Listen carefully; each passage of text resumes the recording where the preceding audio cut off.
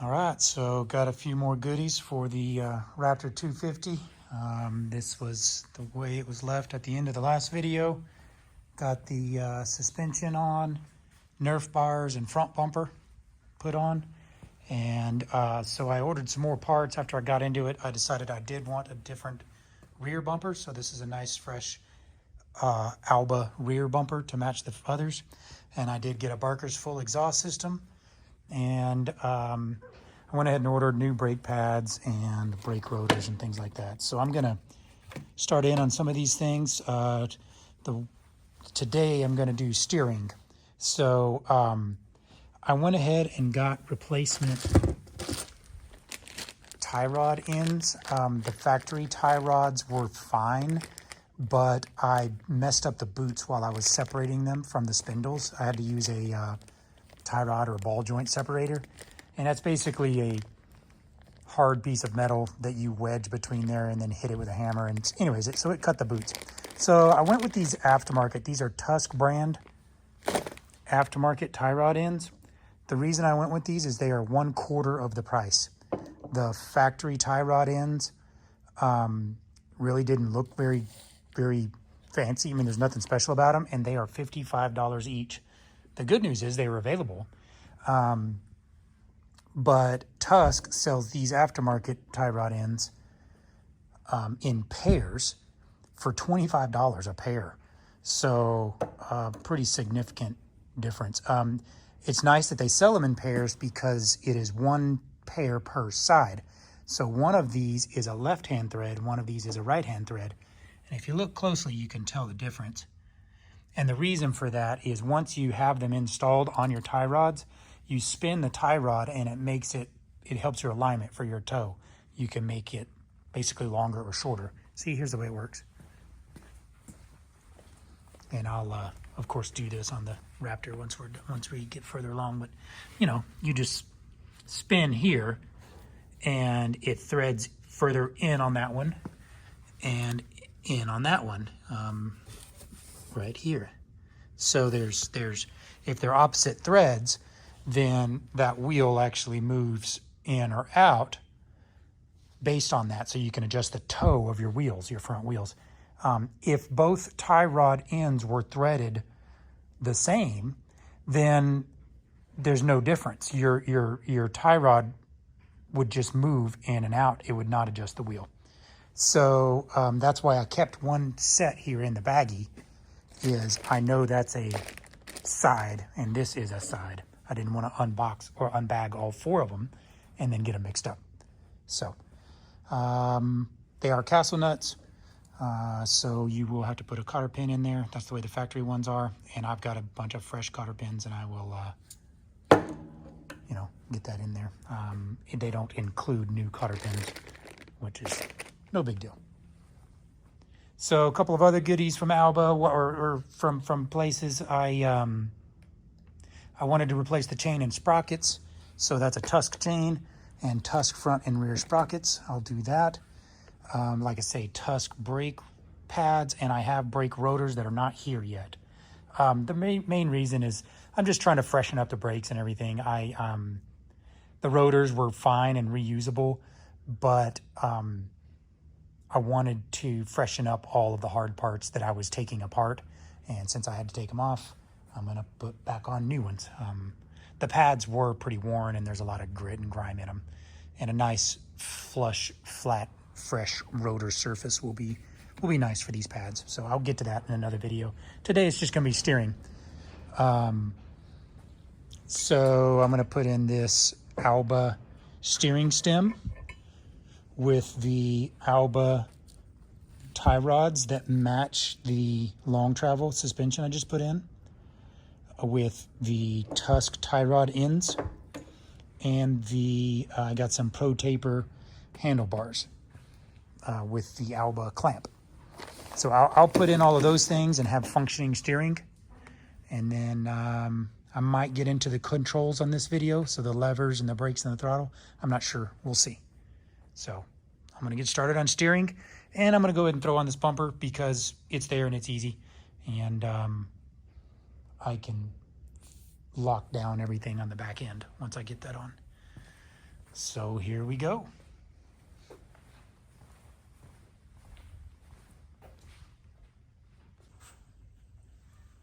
First thing I'm going to do is start off with some fresh seals for the steering stem.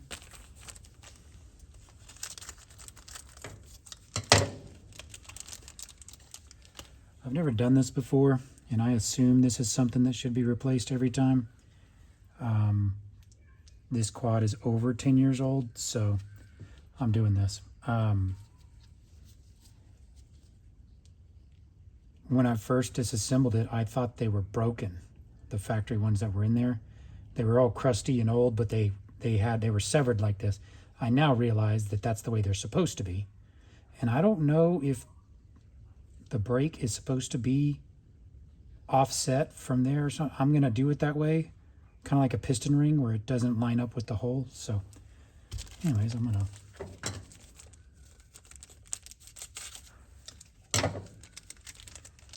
put it in there like that.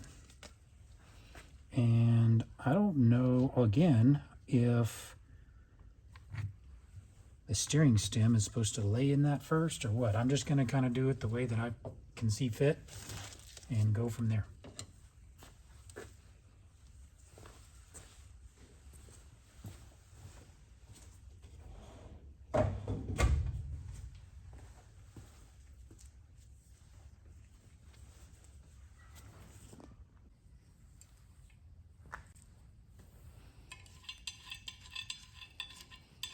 This is a factory nut and washer. I just took them off and cleaned them up, set it back on the shelf.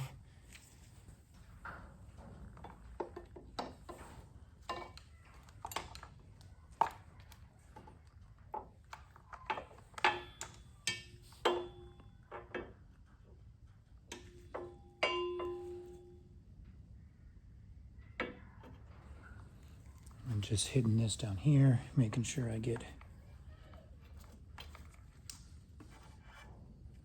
Okay, so lined up, but I can't pull this out far enough to get behind it, so I'm going to pull it back out. Going to set it like that. All right, let's see if I can drop a bunch of parts.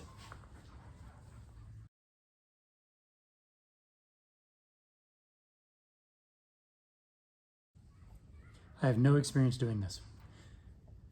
I'm sure people that have built these things before have nice, quick, easy ways.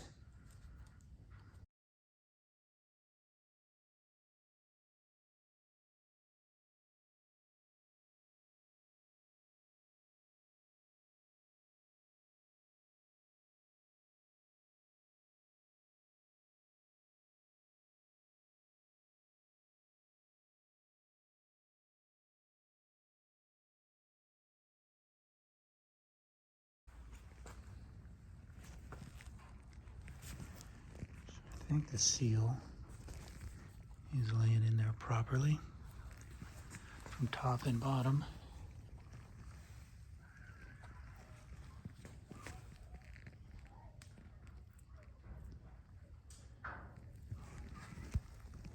Looks good to me.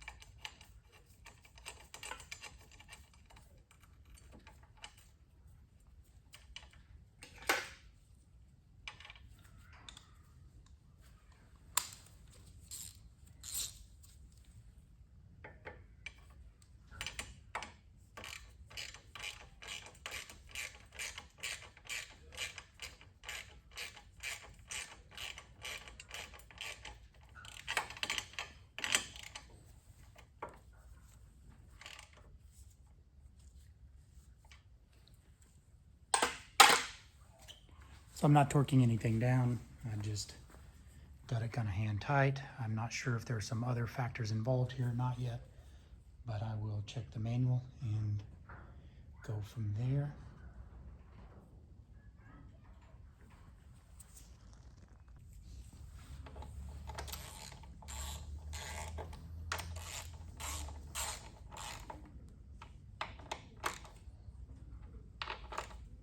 Okay, so I found the torque values in the manual. I am not going to torque anything yet. I'm going to fasten the tie rods now.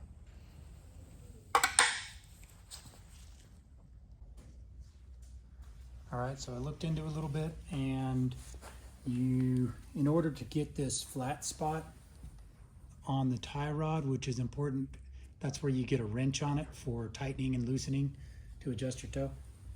In order to get the flat spot on the outside, you need to have the correct thread tie rod on the inside here.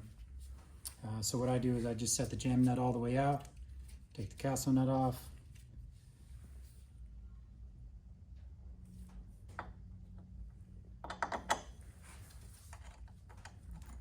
these inner tie rod ends go pointing down. The outer tie rod ends, which are right hand thread, so the normal thread goes out here and it goes in from the bottom. And then the tie rod itself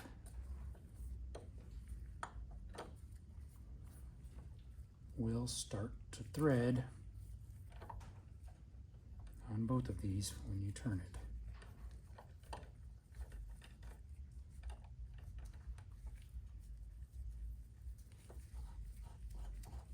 So there we go. And as you can see, as I turn it, this is coming in.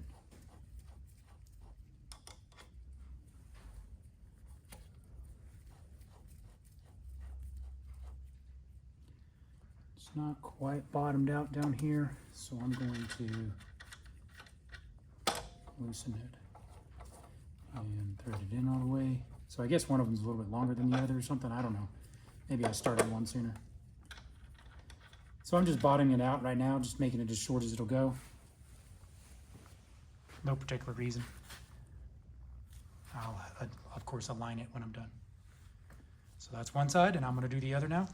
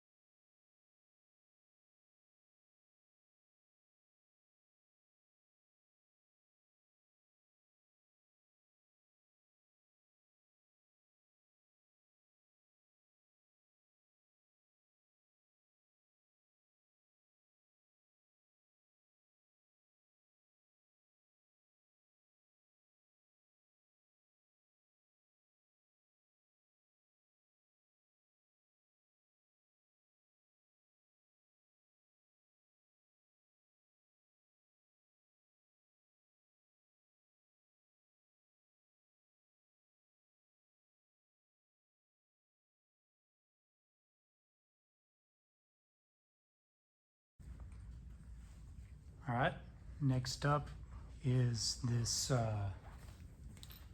Alba handlebar clamp.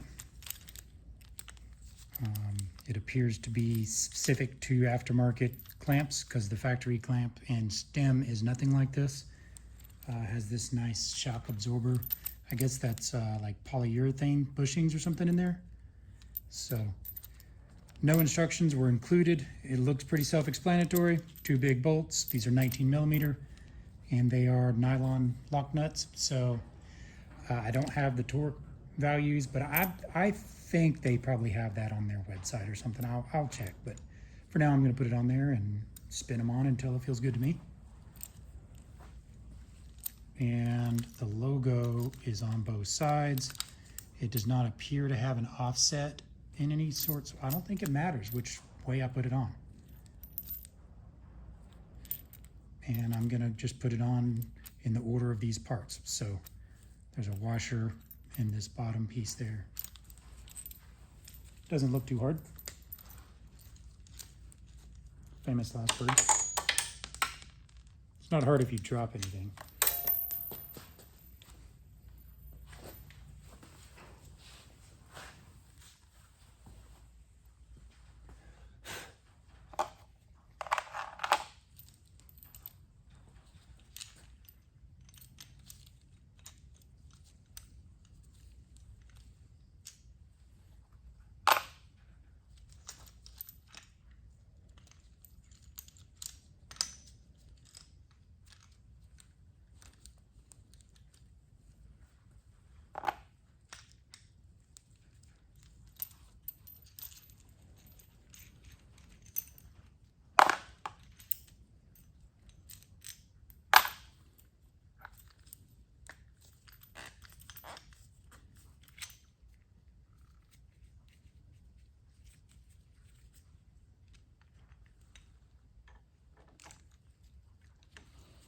Try to be careful not to drop anything. There's a lot going on in there.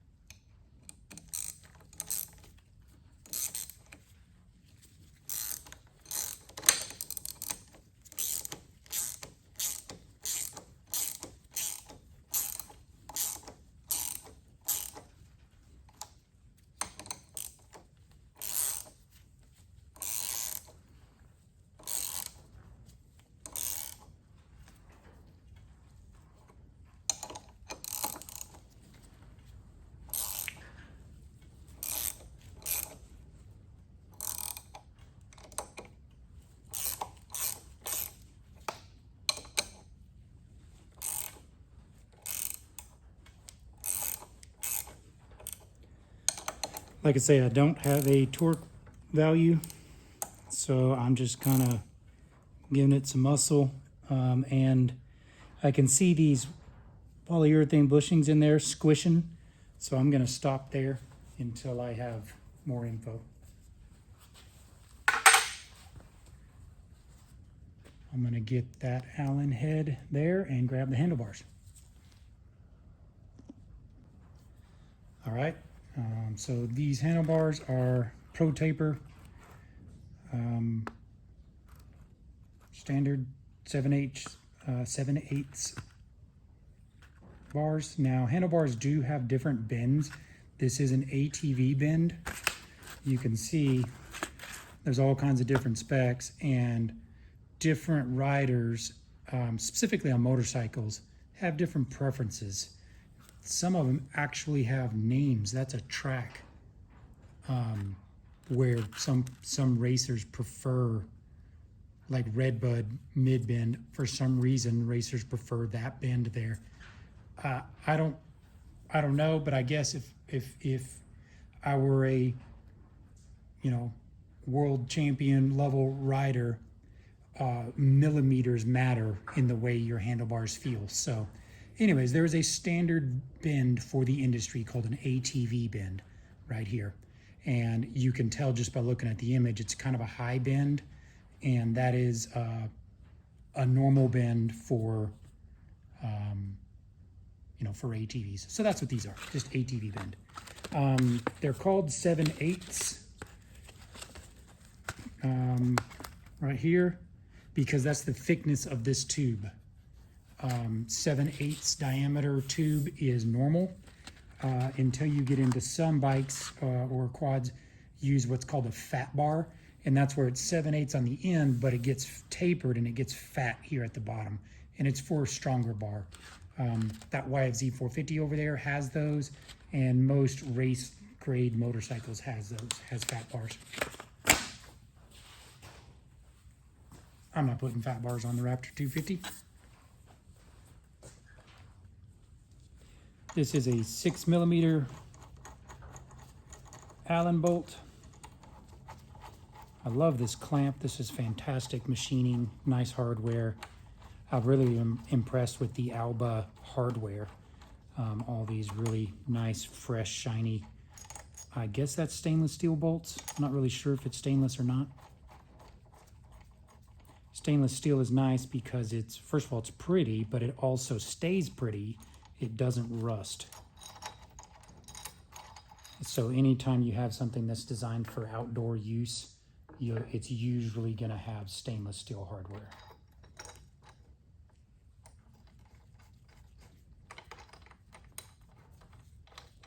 If it's any good. Sometimes you'll see galvanized, but not normally on vehicles. That's like fencing and like outdoor construction will be galvanized. Doubt you'll see galvanized on anything kind of automotive or motorsports related. Okay, this does not have any kind of marks. Sometimes they have marks on the bars that show you how to center them and where to center them. This doesn't have that, so I'm going to eyeball it and just kind of snug everything up until I can sit on the quad and give it a more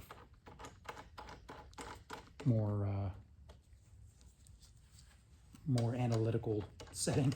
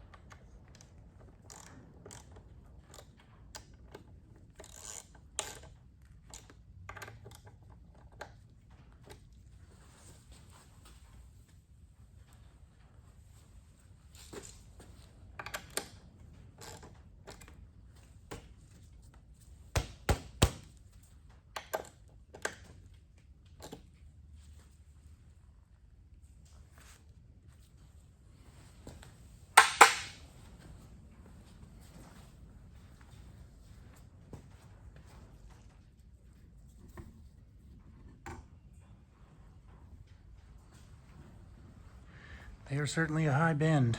That doesn't look right to me, but we'll see. Maybe that ATV bend, high bend, was too much with the extended steering stem and that mount and everything. It just looks like a lot to me, but I don't know. We'll see after we can sit on it and we got the plastics on it. By the way, here's some of those fat bars I was just talking about. See, it's tapered. It's a lot fatter bar on this YFZ 450, as well as on Carter's YZ 250F. See, those are fat bars. They get wider at the bottom, whereas the standard ones here just stay thin 7/8. Also, this is a good visual of the handlebars. See how much lower this bend is versus how high this bend is. So that's an idea there. Okay, I'm gonna get into some controls now. I'm gonna start with the grips because that gets the spacing set for the throttle and brake lever and clutch lever. So ATV grips, or all handlebar grips are not created equally. ATV grips are specific to ATVs, or also personal watercraft. That's what PWC stands for. So as you can see, ATVs and like Sea-Doos, jet skis, wave runners, etc. So one of the big differences is, of course, on motorcycles you have a twist throttle. So the right hand twists. That's your throttle. So the grip is completely different than an ATV grip. Also on ATVs, you'll see here's the I guess the guard. You know, it's like where your hand guard is. Anyways, there's a flat spot cut off, and that's because we have a thumb throttle. So when we press the throttle right here with our thumb, the grip isn't interfering with it. So these are lock-on grips, and the reason I like those is you don't have to mess with glue, you don't have to mess with compressed air or any other way to put a grip on. You just unbolt it and slide it on and then tighten it back on. It grips it. And to me, that's more secure than doing and it's not as messy as the glue and all that kind of stuff. So.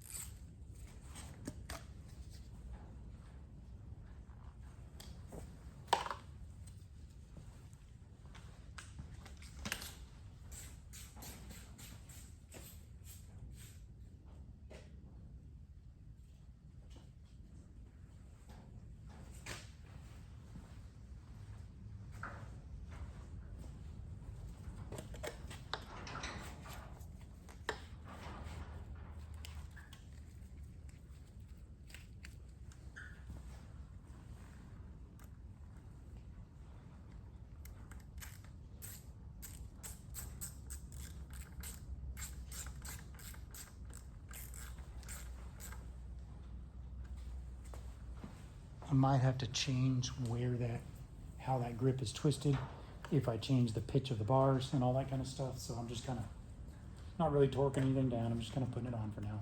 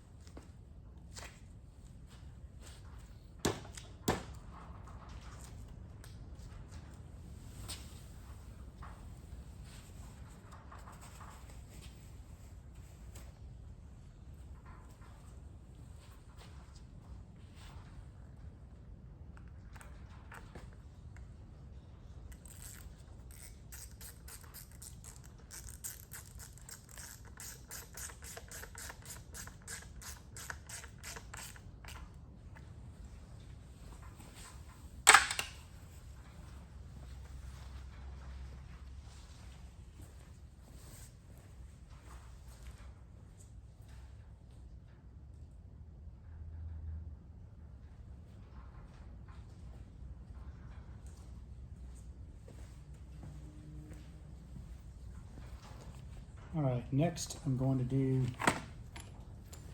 the thumb throttle. So this is the factory throttle assembly. I still have the factory throttle cable and everything attached. I do have replacements, but I left them all attached just because I didn't really dig into any of those things yet. I need to wipe that down a little bit. And then it clamps right up against that.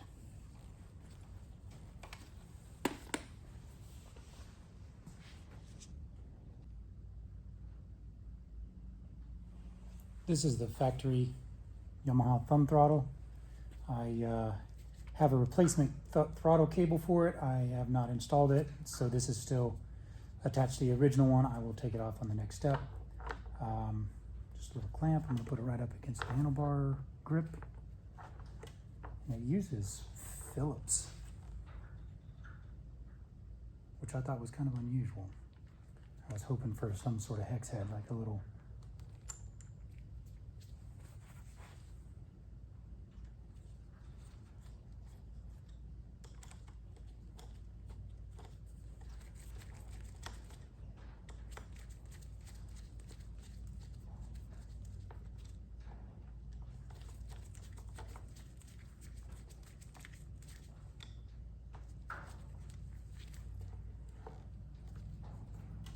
I don't really care about the cable routing right now because I am about to replace that cable.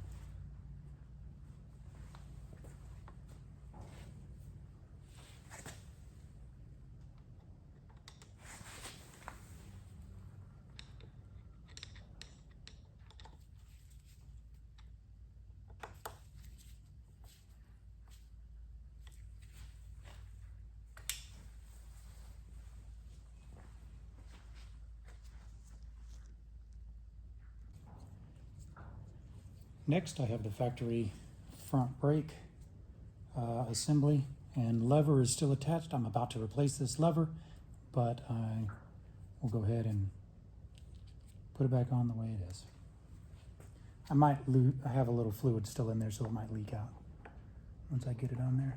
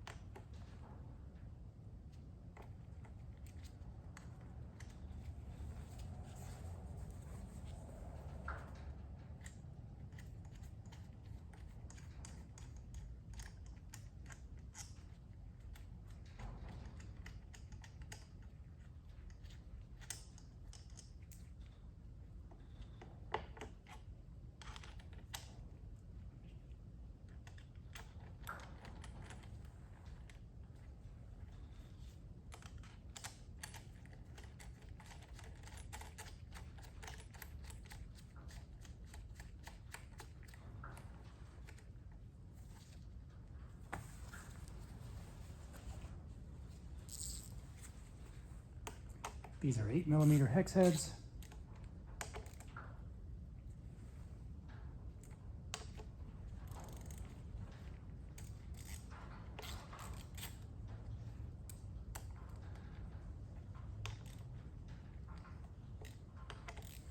Trying to make sure to do them evenly, to clamp evenly. And from the factory, there is a little plastic piece, a little plastic insert that goes on the handlebars in there that holds these two at a particular gap and it has like notches so that they don't spin separately. The aftermarket handlebars don't have, there's like a little bung on there on the factory bars, so I don't have them here, so I can't show you, but anyways, I don't have that spacer or the little handlebar bung. I probably have to add something there, but I'm not sure yet. I'll look into it.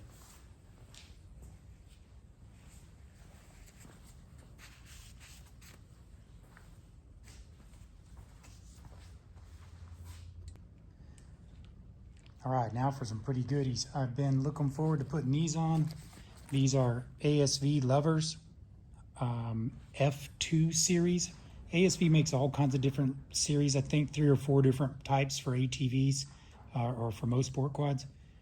F2 is their cheapest ones that I could find, and they are sold as a pair. So you get the clutch lever and the brake lever. When you purchase them, you can choose whether it's shorty levers or standard length levers. So, and then these are black and, you know, I guess raw or polished aluminum. So that's what I wanted. And here's what I got. I got the same set of levers for my YFZ 450 over here, and I have a comparison for some other ASV models that if you're interested in, I'll talk about those a little bit. So for now, let's put this, I'm just going to replace this factory brake lever here.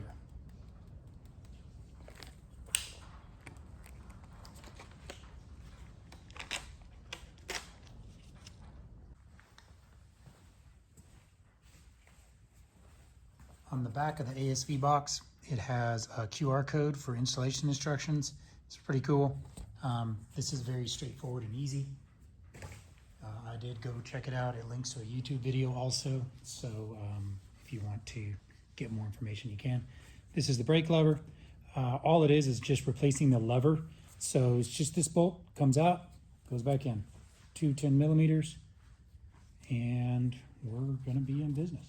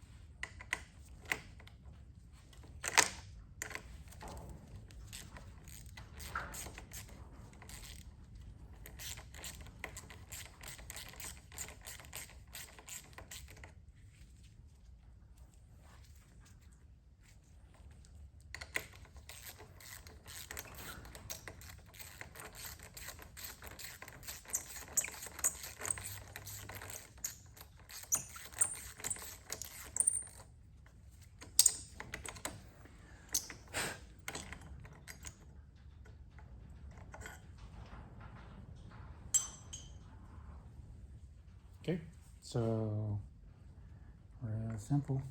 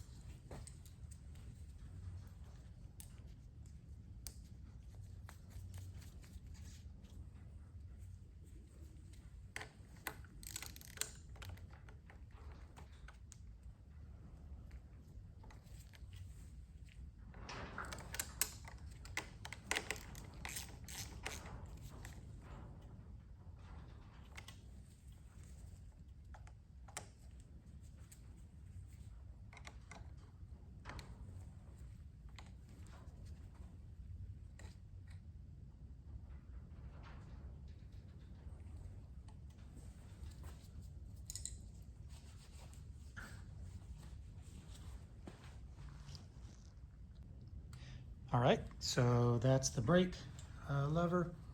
It is pretty cool. This one has this. First of all, they're called unbreakable, I guess, in that if you get caught, it pulls it back. So it's spring loaded to come back to resting position. Whereas an OEM lever, if it ever gets pulled and bent back like that, like if you crash, it just breaks right off, or they bend really bad.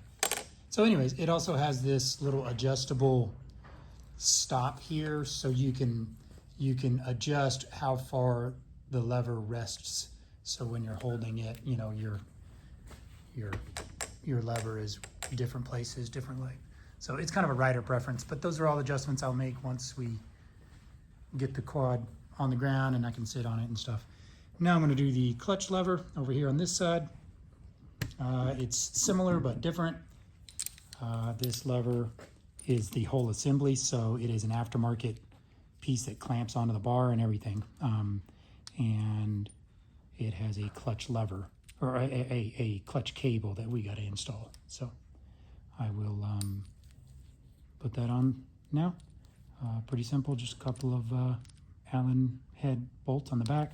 And as you can see, this has the same functionality where the lever will bend back. This is common amongst aftermarket ATV and motorcycle levers.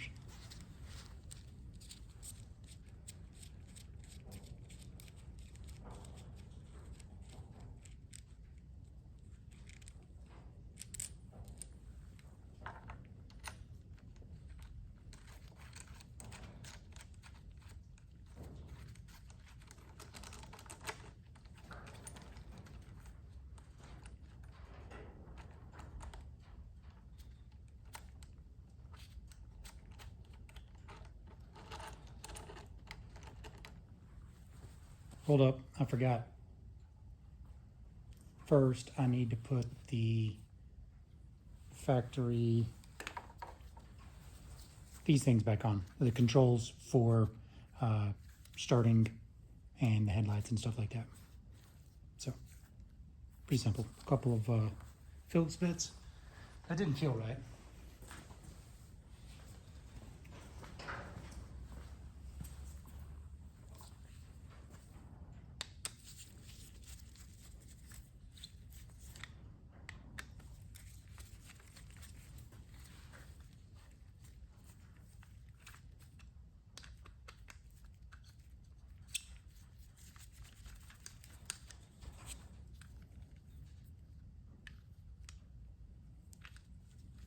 You got to be careful with this. As you can see, there's wires and things on the inside, and it doesn't completely separate. It just kind of opens up enough for you to put it on there.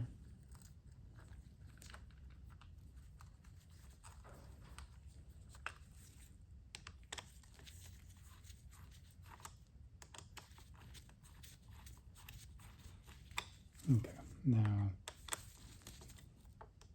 I can spin it around the way it's supposed to be.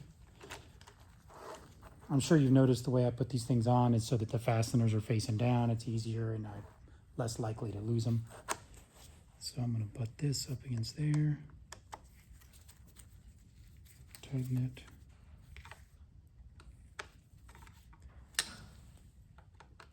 And just like the other side, some of this stuff is probably going to have to be spun.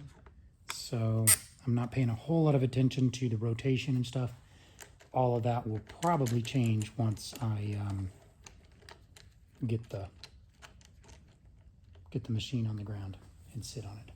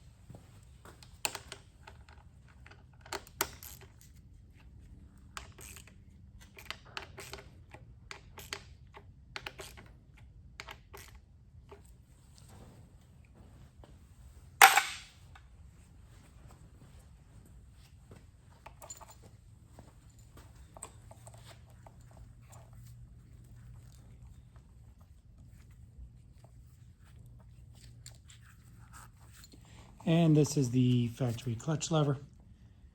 I'm going to remove the cable. It has this other, I guess that's a switch for clutch sensor. It means the quad won't start unless you pull in the clutch. So I think I can delete that. I don't know if I just got to twist the wires together or what, but I will start digging into that now. And I'm actually not going to use this cable, so all of this just gets eliminated now.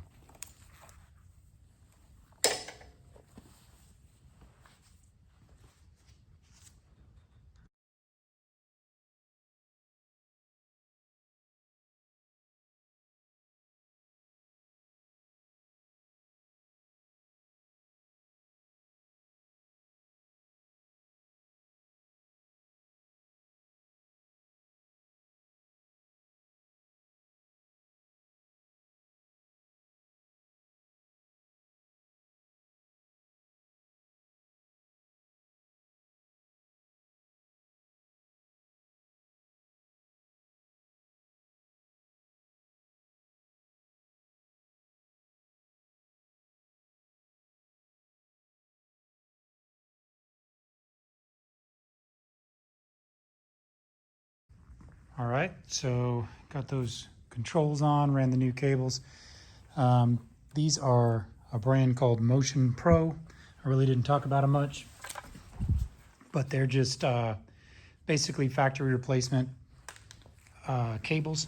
So throttle cable, and that's this one, and then the clutch cable, that's this one.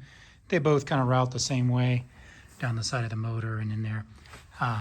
You have to take apart this side of the carb. It's really not in the carb, it's just kind of where the throttle spring is.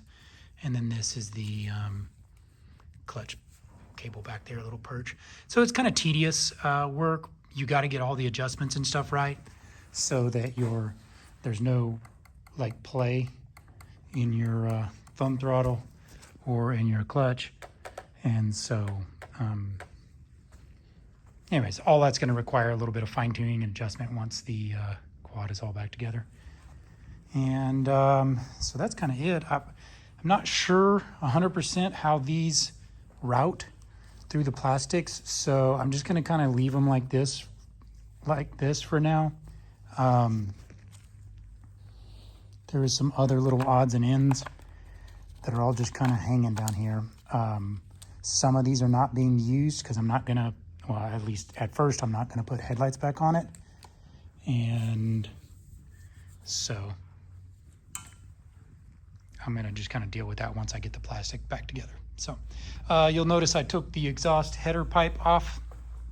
I did that to gain access to route those cables, and also because I got a replacement exhaust system. I initially was not going to do exhaust system, but that factory exhaust just looks terrible, and I just could not stand to put it back on this thing. So I ordered a full system, and I'll do a separate video about that. I think that's going to be it for this one. I am going to get the brake rotors in, get the new brake rotors in. As soon as I get those in, I will do a whole video about brakes. So that'll be different brake lines for the front and the rear. And then also chain and sprockets. And then exhaust and jetting for the carb. And then that's just about it. Wheels, tires, and put the body back on. We'll have a functioning sport quad here in just I think a day or two. If you enjoy these videos and you'd like to see more content on this Raptor 250 or any of our other units that we have around here, feel free to like and subscribe, and we will hopefully make some more cool stuff that you would like to see. Thanks for watching. Bye.